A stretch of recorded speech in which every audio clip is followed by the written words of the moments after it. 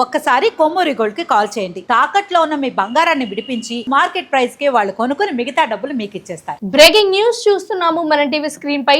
ముఖ్యమంత్రిగా బాధ్యతలు చేపట్టిన దళపతి విజయ్ సరికొత్త శకానికి నాంది పలికారు. ఇక ప్రమాణ స్వీకారం చేపట్టిన కొద్ది రోజుల్లోనే ప్రజల ఆరోగ్యం, మహిళలు అలాగే విద్యార్థుల భద్రతను కూడా దృష్టిలో ఉంచుకొని ఆయన అత్యంత సాహసోపేతమైన సంచలన నిర్ణయం తీసుకున్నారు అని మనం చెప్పుకోవచ్చు. ఎందుకంటే రాష్ట్ర వ్యాప్తంగా కూడా నిబంధనలను విరుద్ధంగా ప్రజలకు అసౌకర్యంగా ఉన్న 717 మద్యం షాపులను అయితే రాబోయే 2 వారాలలో అంటే కేవలం ఒక 14 రోజులలోనే పూర్తిగా మూసివేయాలి అని అయితే మంగళవారం ఉత్తర్వులు జారీ చేశారు. అయితే ప్రభుత్వానికి వేల కోట్ల ఆదాయాన్ని తెచ్చిపెట్టే మద్యం రంగంపై పదవిలోకి వచ్చిన 3వ రోజే ఇలాంటి నిర్ణయం తీసుకోవడం కూడా తమిళనాడు రాజకీయాలలో పైన సంచలనంగా మారుతోంది. అయితే తమిళనాడు సమాచార పౌర సంబంధాల ప్రకారం చూసుకున్నట్లయితే DIPR వెల్లడించిన వివరాల ప్రకారం ప్రజా ప్రయోజనాలే పరమావధిగా ప్రభుత్వం ఈ కఠిన నిబంధనలను అయితే అమలు చేస్తోంది. మరి ముఖ్యంగా పాఠశాలలు కావచ్చు, కళాశాలలు కావచ్చు, ఇల్లు, గుళ్ళు, మసీదులు, చర్చలు, ప్రార్థనా స్థలాలు, ప్రయాణికులు రద్దీ ఎక్కువగా ఉండే బస్టాండులు వంటి ప్రాంతాలకు 500 మీటర్ల పరిధిలో అయితే ఎలాంటి మద్యం దుకాణాలు ఉండకూడదు అని అయితే ప్రభుత్వం స్పష్టం చేసింది. అంటే ఇక్కడ చాలా క్లియర్గా చూసుకున్నట్లయితే విజయ్ ఎప్పుడైతే ప్రమాణ స్వీకారం చేసేటప్పుడు ఒక మాట అన్నాడు కదా, మతాలకు అసలు ఏ మతం అన్నది సంబంధం లేకుండా అందరినీ ఒకేలాగా చూస్తాను అంటే ఏమో అని అనుకుంటొచ్చు చాలా మంది. కానీ ఇక్కడ చర్చ్ కావచ్చు, గుడులు కావచ్చు, మసీదు కావచ్చు, అంటే ఏ మతానికి సంబంధించిన గుడికైనా సరే దూరంగా అంటే 500 మీటర్ల దూరంగా ఉండే వైన్ షాప్ మాత్రమే ఉండాలి అని చెప్పారు. అంటే గతంలో ఈ ప్రాంతంలో మద్యం దుకాణాల వల్ల మహిళలు, విద్యార్థులు, భక్తులు తీవ్ర ఇబ్బందులు పడుతూ వచ్చారు. ఈ విషయం అందరికీ తెలుసు. అండ్ దీనికి సంబంధించిన కూడా ఫిర్యాదులపై ముఖ్యమంత్రి విజయ్ తక్షణమే స్పందించి ఈ ఆదేశాలు తీసుకున్నారు. ఇక్కడ తమిళనాడులో మద్యం విక్రయాలన్నింటినీ కూడా ప్రభుత్వ సంస్థ అయిన తమిళనాడు రాష్ట్ర మార్కెటింగ్ కార్పొరేషన్ TISMAC ఆధ్వర్యంలోనే సాగుతాయి. ఇక్కడ ప్రభుత్వ లెక్కల ప్రకారం చూసుకున్నట్లయితే ప్రస్తుతం రాష్ట్రంలో మొత్తం కూడా ఒక 4765 టాస్మిక్ రీటైల్ దుకాణాలు అయితే నడిపిస్తూ ఉండగా తాజా సర్వేలలో నిబంధనలు ఉల్లంఘించిన 717 దుకాణాలను గుర్తించారు. అంటే ఇక్కడ మనం చాలా క్లియర్ గా చూసుకున్నట్టయితే ఇదేమి ఇప్పుడే కొత్తగా పెట్టిన రూల్ ఏం కాదు. అంటే గుళ్ళకు కావచ్చు, లేకపోతే రెసిడెన్షియల్ ఏరియాస్ కావచ్చు, బస్ స్టాప్స్ కి కావచ్చు, కాలేజెస్ కి కావచ్చు, వీటన్నిటికీ కూడా 500 మీటర్లు దూరంగా ఉండాలి వైన్ షాప్లు అనేది ఏదైతే రూల్ ఉందో ఈ రూల్ ఏం కొత్తగా పెట్టింది కాదు. ఇది ఆల్రెడీ ఎప్పటి నుంచో వస్తున్న రూల్నే విజయ్ మెల్లిమెల్లిగా సవరించాలి అని విజయ్ అనుకున్నట్లుగా అయితే తెలుస్తుంది.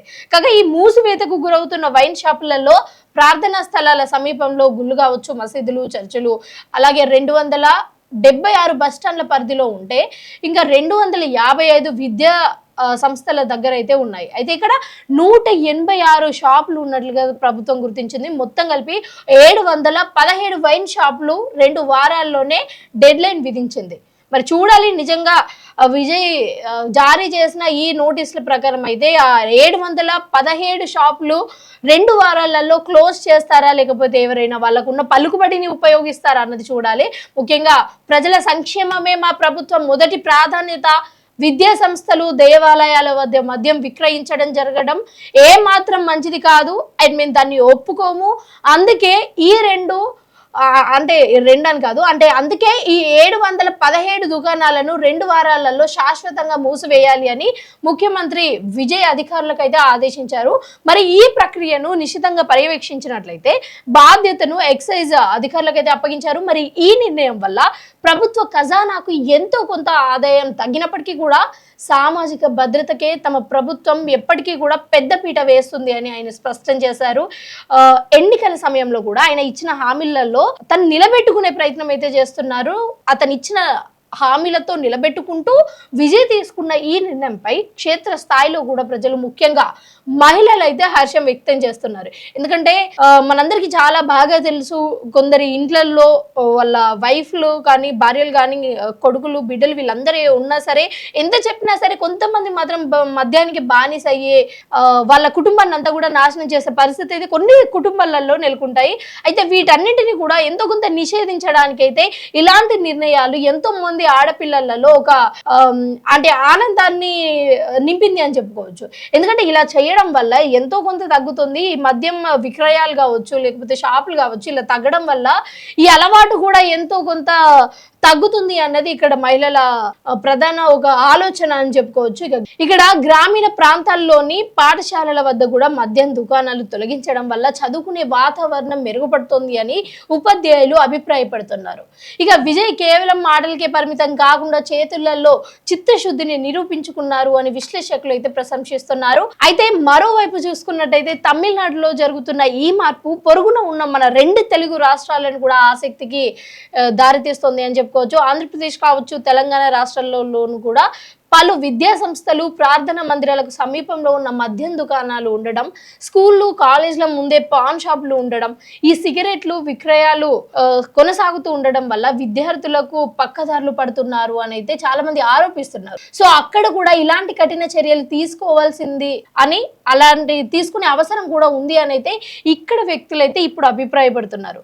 అంటే ఈ నిర్ణయం చూసిన ప్రతి ఒక్కరు కూడా, అంటే తెలుగు రాష్ట్రాలలో కూడా అసలు ఇలాంటి ఒక థాట్ మనకి ఎందుకు రాలేదు అని అయితే ఆలోచిస్తున్నారు. సో ముఖ్యంగా కానీ విజయ్ తీసుకున్న ఆలోచన ఏదైతే ఉందో, ఏదైతే నిర్ణయం ఏదైతే ఉందో, అది ఎట్టి పరిస్థితులలో చాలా మంచిది అని చెప్పుకోవచ్చు. అండ్ చాలా మందికి ఇది ఒక ఊరటనిస్తుంది అని కూడా చెప్పుకోవచ్చు. అండ్ ముఖ్యంగా విజయ్ ఏదైతే తీసుకున్నాడో డెసిజన్, అంటే చర్చికి కావచ్చు, గుడికి కావచ్చు, మసీదుకి కావచ్చు, బస్ స్టాండ్ లో కావచ్చు, లేకపోతే ఒక రెసిడెన్షియల్ ఏరియాలో కావచ్చు, పీపుల్ ఎవరైతే అంటే ప్రజలు ఎవరైతే ఎక్కువగా ఉంటారో అలాంటి ప్లేసెస్లలో ఈ మద్యం ఉండకూడదు అనే ఆలోచన ఏదైతే ఉందో, సో దీన్ని నిజంగానే ఇప్పుడు ఇలా ముందుకు తీసుకొని రావడం అయితే చాలా గర్వకారణంగా ఉన్నప్పటికీ కూడా అపోజిషన్ పార్టీలు ఎవరైతే ఉన్నారో వచ్చిన 2-3 రోజులకే ఏదో చేద్దాం అనుకుంటున్నాడు, కానీ ఇదంతా కూడా బోల్తా పడే అవకాశం ఉంది అన్నట్లుగా అయితే అపోజిషన్ పార్టీ వాళ్ళు చెప్పుకొని వచ్చే తరహాలో కనిపిస్తుంది. మరి ఓవరాల్ గా అసలు మీకేమనిపిస్తుంది? విజయ్ ఈ మద్యం దుకాణాలను రద్దు చేయడం మీకు సరైంది అనిపిస్తుందా కాదా? కింద కామెంట్ సెక్షన్ లో కామెంట్ చేయండి.